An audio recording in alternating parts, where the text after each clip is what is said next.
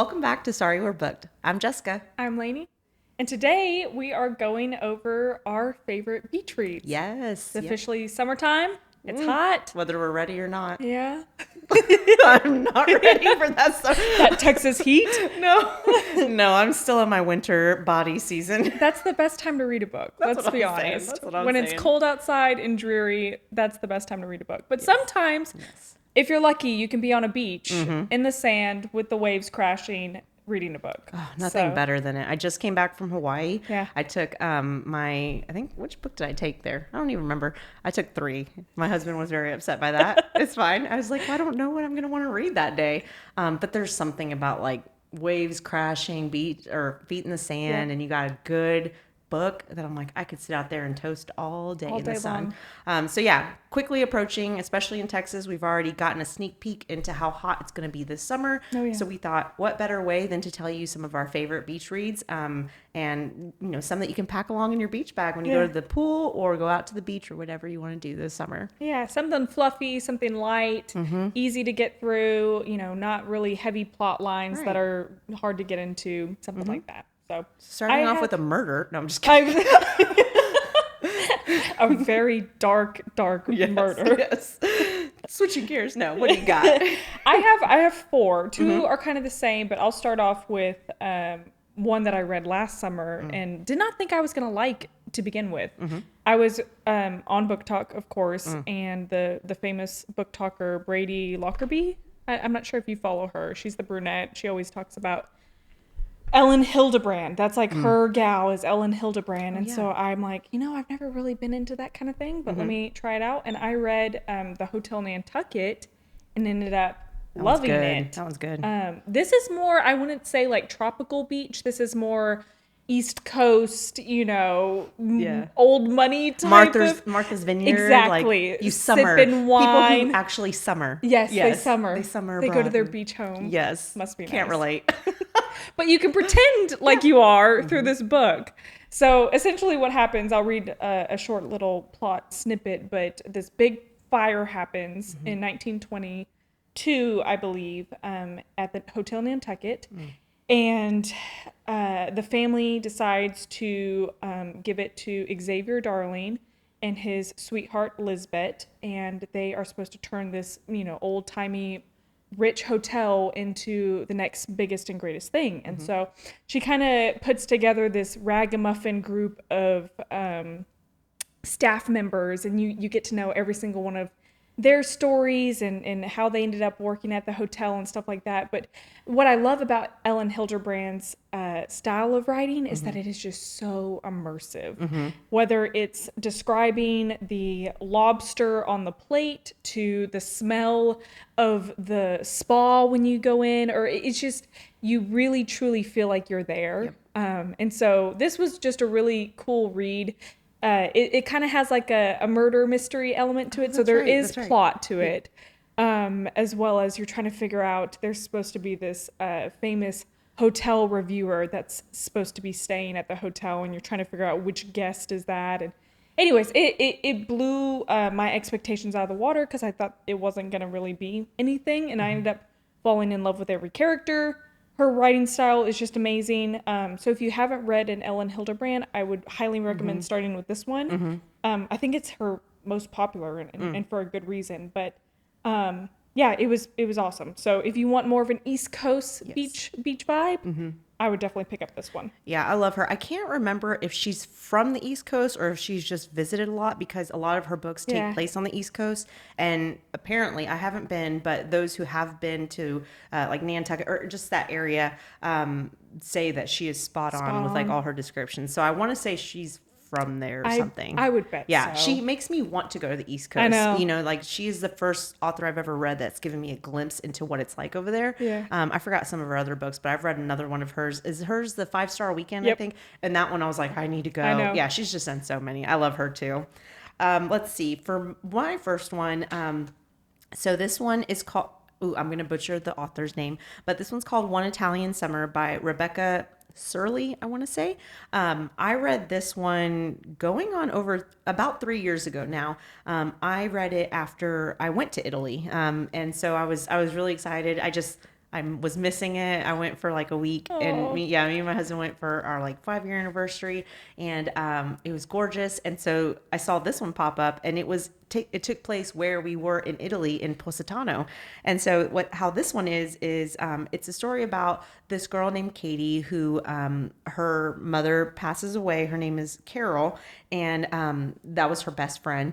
And she always talked about this one summer in Italy that she went to, and always wanted to take her daughter there. So she ends up going to Italy without her mother to just kind of experience what her mother felt.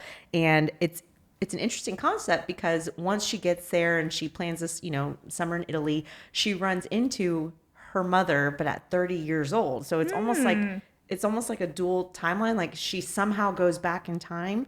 And it was interesting. Cool. Yeah, it's an interesting concept because it's a summer read, and it's like a really sweet friendship because she becomes friends with her mother, but at the same age as her. And so it was kind of, I wasn't expecting it. I don't even know what I would describe it as. But the description of Italy, it was breathtaking. I felt like I was back there. I mean, very similar to Ellen Hildebrand.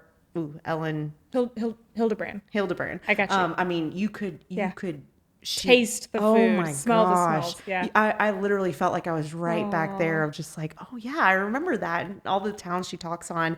And it's beautiful. And then the way I love the idea, I think we've always thought in one way or another, I wonder what my parents were like when they were my age. I can't, especially after seeing the photos, I'm like, I want to know what y'all were like, back in the high-waisted mom jeans, which are coming back, but just the big hair. I'm like, what were y'all like? And she gets to experience that with her mother. That would make me so nostalgic. Oh, it was sweet. It was, not only the Italian flashbacks, but also just reliving a whole, like re-falling in love with her mother as a best friend. Who was already her best friend in her adult life, but then getting to be best friends with her at a young age. That's so cool. Really sweet. And the other thing I was not expecting is I did the audio, and the audio is read by none other than Lorelai Gilmore herself, Lauren Graham. That's awesome. And so very unexpected, because she talks slower. It's not a million miles an hour like Lorelai. But I loved it. Highly recommend it, especially if you love Gilmore Girls. It's just nice hearing an actress that you really love, talk on this book. So cool. Beautiful, especially if you've never been, or even if you have been, if you want to feel like you've been. One Italian That's Summer. The one to do it. Rebecca Serli. I have to pick that up. Yeah, it's really good. Put that on my Libby. Do it. I have a controversial one up next. Let's hear it. Oh, I know. I just saw it. Yep. Do you know what I'm about to say? Yes, I do. Here's my reasoning why I'm saying this. Already backing up the 18-wheeler over me. Before Jess goes off. Y'all have already heard this. I'm going to say Every Summer After by Carly Fortune. Mm-hmm. And the reason, we've talked about this previously on other episodes, that Every Summer After is a total copycat, word for word, plot for plot, basically, of Love and Other Words beautiful. By, I'm blanking. Someone good. Jess will get that. I'll look it up. Anyways, here's my reasoning why I'm going to choose Every Summer After over Love and Other Words. It's because Every Summer After is set in the summer. That's true. And so Love and Other Words, correct me if I'm wrong, I believe that happens more during the fall time. And it's also more of like a foresty, like more trees and stuff, less beach, like no sand. I think it's in like a cabin. I would think like Seattle versus like California. Right. So it's Christina Lauren, by the way. Thank you. Thank you. I knew it was the dual authors, but that's right. I couldn't remember the names. But yeah, Every Summer After, very similar to Love and Other Words. The big difference is on the ending, which I won't spoil. But essentially what it is about two characters who grew up together. And so it's the friends to lovers.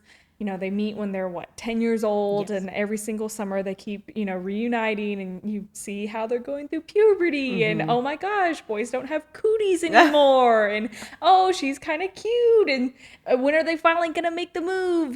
That sort of thing. It's very easy to get through, very short chapters. I remember reading it before I had read Love and Other Words. Yes. And I was like head over heels in love with this book. Then Jessica helped me see the light and show me the original, which I will say, Love and Other Words is done better. But if you're looking for more of a summer feel to the same sort of story, I would go Every Summer After. I will say it's Canadian. Yes, So yes, yeah. don't let that throw you off. Yeah. I think Carly Fortune is Yes, because Canadian. all of her books, yeah. hmm So It's good. If you have not read Love in Other Words and you're looking for a beach read, like I have no problem recommending Every Summer After. It's just hard when you know it's like a carbon copy of someone else's book who did it. I also love the other one's ending more, but I 100% agree. If you have not read Love in Other Words, I would pick this for a summer. Like the other one feels more a little bit like Twilight setting, in my opinion. Yes. Like just the cold, the trees. So and this having read this one first and then reading Love in Other Words, it didn't make my experience with Love in Other Words, like I ended up loving Love in Other Words so much more. Yes. It's not like one takes away from the other. Right. It's similar stories, yes, but just different settings. I think other girls in our book club, because a lot of girls read Every Summer After first, and then I said, hey, try Love in Other Words. And they said the same thing as you. They were like, it actually didn't take away. I wonder if it was because mine was backwards, because I read Love in Other Words first, and it was Just a the best. 5-star for me. Yeah. I was like, this is amazing. So then it was like, it's like the step down. second in a trilogy. You're like, oh, you Yeah, know. So I kind of a wonder. letdown. Yeah, I'm curious if that. But a lot of girls in our book club said the exact same thing as you. Of like, I read Every Summer After and then Love in Other Words, and I loved them both in their own regard. I'm like, oh, that's good, good. So love it. It will be no shock to anyone that I included an Abby Jimenez book, but it's got summer in the title. I had to. You have to. It's called Just for the Summer. I gave it 5 stars, so obviously I'm going to bring it on here. This one, the premise is, if you remember maybe, oh my gosh, like 15 years ago, 20 years ago, 15, I don't know. There was a movie out called Good Luck Chuck with a comedian, Dane Cook, and Jessica Alba. And the premise was Chuck could not find the girl of his dreams because every time he broke up with the girl, the next guy that she dated was her like forever Husband. love. And so exact same premise. I just love it because it's in modern times. It's the guy's name is Justin. He has a curse that every woman he dates goes on to find their soulmate the second they break up. But I love it because it goes viral on Reddit. And so I love Reddit. And so I'm like, oh, this is great. Sign me up. And then a woman slides into his DMs with the same problem. She also feels like every time she breaks up with someone, the guy goes on to meet her love forever. Right. So of course they hatch a plan. She's like, hey, I have the same issue. You have the same issue. What if we date each other? And then when we break up, that we'll both find our love after each other, since they both have this curse. Of course, it's a summer romance and things don't go as planned because they start to catch feelings for one another. And I think they're constantly worried about like this, will we, won't we, are we destined to break up because of this weird curse on us. It was really cute. It also takes place on like it's an interesting, I forgot where it takes place. I keep saying this. It's Minnesota. Minnesota. It takes place on Lake Minnetonka. Good job. I know, Minnetonka. I don't know if that's what it is. Sounds legit. Yeah, it takes place on Lake Minnetonka. And there's like an adorable cottage on a private island. And I love the setting. Is this the travel nurse? Yes, okay. it is. Yeah. Now yeah. I'm remembering Yes. it. And she just so happens to not just so happens, she can kind of pick and choose her Right. jobs. And one of them's in Minnesota. She's like, oh, I can be closer to you and we can do this. Like they make an agreement of, okay, after so many dates, like it's just cute because they're like, I wonder how long it takes for this curse to break. Do we need to like kiss? Do we need to date for 3 months? Yeah. And they're both like, okay, I think like the Just 3-month trying it mark. out. So it's cute. They're like, I really liked it. I gave it 5 stars. It's one of my top Abby Jimenez. It's not, I mean, of course it is the Part of Your World series too. It's the last book in the Part of Your World. Yes. Yeah. Yes. Okay. I think so. It's the last one in Part of Your World. Yes. I think this is the one that has a really funny billboard on it too. Yes, I know exactly what you're it talking is. about. I loved this one. I'm remembering now. I loved I'm like it. jogging my memory too. This was last summer's Abby Yes, book, right? This was last April's. Yes. And I read it in August, so it was great, great. So highly recommend it, especially if you like Abby Jimenez, which I do, but also just everything about it was giving me summer vibes. And it was the end of summer season, and it like prolonged it for me. Yes, kept it Perfect, going. Perfect. I had no idea that was Minnetonka. a movie. Good. What is it? The movie. Good Luck Chuck. Yeah.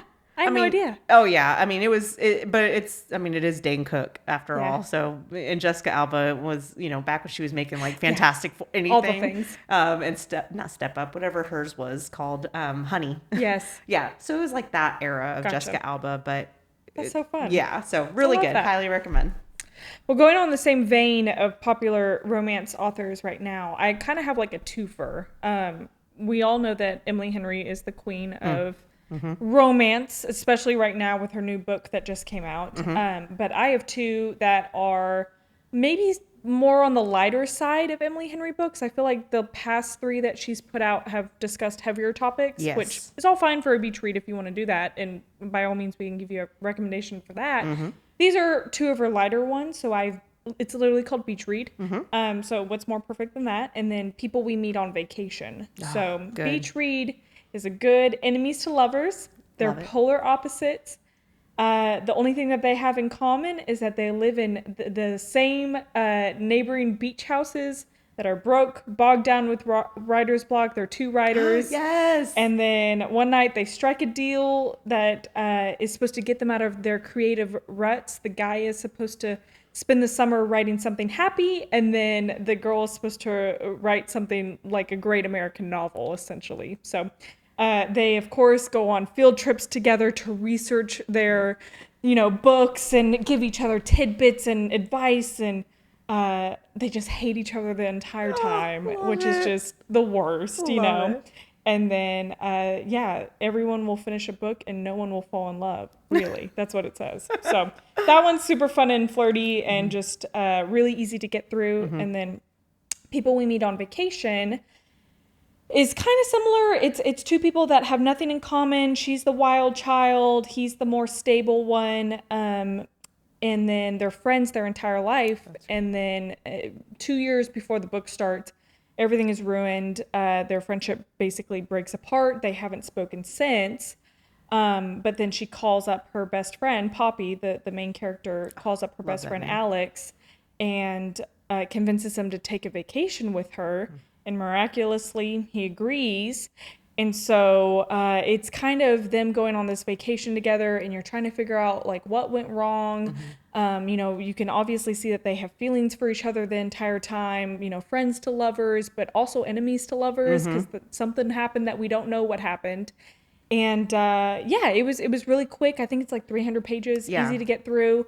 And again, set in the summertime. I don't know exactly where they went on vacation. That's the only thing, but I know it's something tropical and beautiful. So, I love it. Yeah. I love it. I remember reading that one really quickly. Like, I think I actually read them back to back. I feel like I was painting a room and I just listened to it. Yeah. I love beach read. And maybe this is my assumption. I assume book lovers also kind of have that like love of writers. Yes. I don't know. So that's me. So of course I was eating it up. I'm like, two writers with different genres. Sign me up. That's my thing is I think, I don't know, maybe every book lover secretly wishes they were an author too, but also I'm like, I know I can't write a book. Yeah. So love those. I bet you could. I don't know. I've read like a paragraph. I'm like, okay, my ADD could never. I'm like, Some Hermione fanfic. Oh gosh, no. That is one area I'm like, I'm obsessed with it. Oh, but yeah. I've never had the desire to write it. I just like consuming. You're just consuming. Yeah, other books I would love to write, but we'll see. Maybe one day. Maybe. Okay, I got one more book that has summer in the title. I know. You got to. You got to. This one I read back, like 2 months before the Abby Jimenez. So this one is by Tessa Bailey. She's written quite a few. This one is called It Happened One Summer. I actually have two of these because it's back-to-back books that I read, and it's also takes place in the same town. So It Happened One Summer, followed by Hook, Line, and Sinker. And this happens... the premise, polar opposites again. It happens in not a beach town, like Washington in a fisherman community. And so Coastal? I think of like the perfect storm, a fisherman community where everyone knows everyone. It's very, and then you have these two sisters that come from a very wealthy background where, kind of like the Hilton sisters, I think of. Yeah, that's what I envision. I envision perfect storm, local town meets the Hilton sisters, and never had to work for anything. And of course, they throw a party in a mansion that just goes completely wrong. So as punishment, they send one of the sisters, the one that really started the big party, out to this small fishing community in nice. Washington to run. I think it was like a family dive bar that they like started off with. And so of course she's like, it says things like she's never had to cook for herself in her life, doesn't know how to like take care of herself. Yeah. I mean, literally The Simple Life. If you ever saw that show growing Yes. up on like MTV, it's like they don't have to do anything. Paris and what was it? Nicole Richie. And so, of course, you got this grumpy fisherman that is insanely gorgeous and beautiful, tatted probably, with a beard and a beanie. And the whole town loves him. The whole community. He's like everywhere, Mr. Popular, Yeah, Mr. Popular. And then you have this girl that the whole community kind of looks down on because she comes in her high heels and hot pink. Of course. Now, I will say this is 2022. So 3 years ago, Jessica hadn't really gotten into steamy at all. So this was the first book I read that I was like, people write this stuff? What is this? Now I don't even think I'd blush at it. I'm like, oh yeah. My bad. I've been desensitized. But so I will say that these two, and maybe that's what Tessa Bailey's known for. I'm not sure. But both of them. And the other one, Hook, Line, and Sinker, of course, it's like, it's just like every other world building where, okay, so there's two sisters. The first book is about one sister and grumpy fisherman. The next book is about the second sister and grumpy fisherman's best friend. That's like complete. He's like the golden retriever, but like the flirty gets around town golden retriever that's like in heat all the time kind of thing. Yeah. Versus the sister who, out of the two sisters, she is the Nikki Hilton, like that has the business mindset. They're like, oh, I'm a little bit better than you. So that's how they're back to back. So it's one, if you like the first one and you want to stay in that world, just go ahead and read the second one. If you don't like the first one, probably not going to like the second one because it's not too vastly different besides the trope, the grumpy sunshine, and then the golden retriever and I don't know, the poodle. I don't know. That's what I think of. The French poodle that's like, so Tessa Bailey for both of those, really good. It's part of the Bellinger Sisters series, or what is it called? A duology? Yeah, I think so. And I was looking at this because you want to know something crazy? I've never read a Tessa Bailey, which is surprising considering she's got like a billion romances out there. But the only one that I've read and I DNF'd is Wreck the Halls with Beat. Yeah, that was. And so I think that's my only exposure to her. I think that one is so bad though. Yeah. Like, and because I've read these both and that one, but that was also, I feel like around Christmas time, there's a bunch of famous authors that write very small, like almost novellas. Yeah. And that's kind of one of those when they're like, oh, you got to read. Like, that's not the I book need to that try they're out known her for. main books. I need to reread this because again, 3 year ago, Jessica like might have put it a star lower because I was like different taste. Yeah, my like little nose was in the air still. I'm like, oh, who reads that? And now I'm like, let me reread it. Let me just double check and see. But I do remember it being cute, and that obviously kickstarted something that I'll be talking to therapists for years. I don't know. Oh my god. I know. Anyways, I recommend. It's summer. It calls it a Schitt's Creek inspired rom-com. Is it really? That's what it's described as. A little bit Alexis. Yeah, I exactly. See that. So if you like Schitt's Creek, maybe this will be I do love Schitt's Creek. I know. I hadn't seen that yet, so I wonder if good. I could see the that. parallels Alexis now? And I see it as Alexis and the vet. The son at first. The Mutt. Okay, so book 1 is Alexis and Mutt, and book 2 is maybe David and his partner personalities. Yeah, I could see that. I could see that. I could totally see that. There we go. Highly recommend. Love it. Yeah. Oh man. Well, I'm gonna go check out some of the ones that you mentioned for sure. I feel like every time we talk, I add to my TBR. So thank you. Yeah. Those were your 4, right? Yeah. That's all I got. I did include one that doesn't have the word summer in it. Just ooh, what you got? Well, it was Malibu Rising. Just because Taylor Jenkins read. This one is literally on the the California coast. If you've read any of Taylor Jenkins read books, a lot of people make an appearance in this one. This one is like not the penultimate, but it's four siblings of the famous parents that throw a big party on the mansion that ends in a fire and the mansion burning down to the ground. And the whole book is recapping the party and how but it also dives into all four siblings' lives. And that's where you see, the tennis player husband from Carrie Soto come into this, and you see, I think, Eleanor Hugo Evelyn Hugo. Hugo. I think Evelyn Hugo or one of her 7 husbands makes an appearance. It's like people from all her books show up either in the background or as a main character in this. Unfortunately, I read this first before I read all those books. And so I want to go back and read it now that I've read them all to see them make an appearance. But really good, because I would say read kind of all of them. It's called the Read verse. Like she has like a universe, like the Read verse. So I would read a lot of them first before this one, so you can kind of pick up on all the storylines. That's so cool. But it's really good. And again, it's one of those, if you've loved anything by Taylor Jenkins Reid, you'll love it. This one, Daisy Jones and the Six. Yep.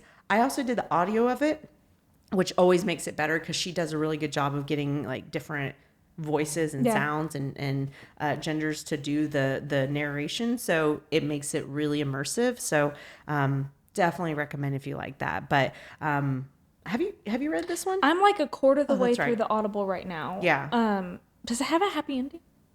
I don't know. I mean, the mansion burns down. Yeah. So, can't be too happy. Yeah. I don't remember, honestly. I think it does and it doesn't, because it is 4 characters. Right. And I think like some have win a happy and ending. Yeah. But like even the ones that are losing or have a sad ending, it's something like, oh, they leave the abusive husband, or, oh, they get, it's like, oh, it's a sad situation, but at the end they come around to it. Okay. And so it gets better, but I mean, it does have a little bit more deeper elements for a summer read, but it takes place in the summer on the California coast. So I would say out of all the books I recommended, this one is more serious, whereas all my other ones are high fluff. Yeah.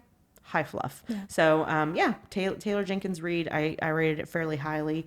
Man, I had a good summer last year, or in 2022, because this was another one. Yeah? Yeah, I guess I was in it. Bangers. I was in it. I think that was the year of ACOTAR. That's why it took kickstart everything. Yeah. Good year for reading. But yeah, hopefully there's a lot coming out this summer as well.